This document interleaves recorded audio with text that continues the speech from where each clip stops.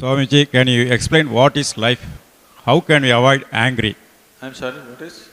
Explain what is life. What is life? Yeah. Oh. And what's the second part of it?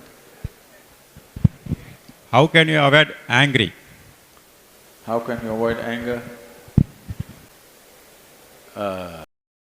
See, if you're driving in the Coimbatore streets,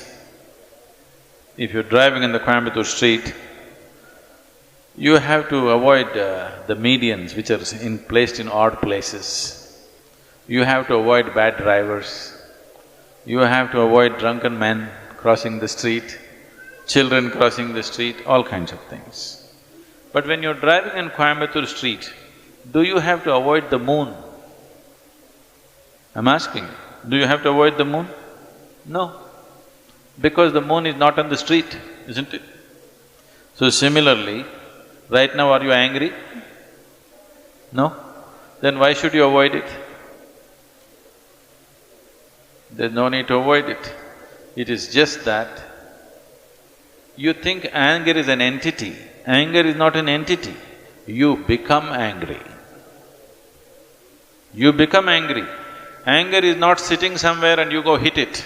There is no such thing. You become angry. When you become angry, is it pleasant for you or unpleasant for you? Unpleasant for you.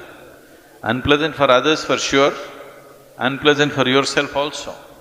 Today, medical science proves to you, when you're angry, you're actually poisoning your system, you know. We have always known this, but today chemical tests clearly show you that you're actually poisoning your system, generating poison in the system by being angry. So, why would you want to poison yourself? It is not a conscious act. You're poisoning yourself, you're causing unpleasantness to yourself only because your mind is not taking instructions from you, isn't it? It is not taking instructions from you. If it was taking instructions from you, you would have said blissfulness, isn't it? You wouldn't say anger. But now when you want to be peaceful, it is getting angry because it is not taking instructions from you.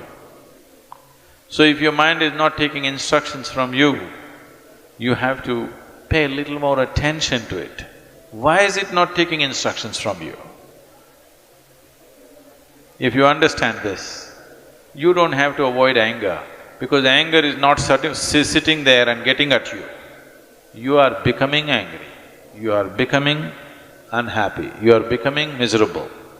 These things are happening to you essentially because you have not done anything to take your faculties under your control.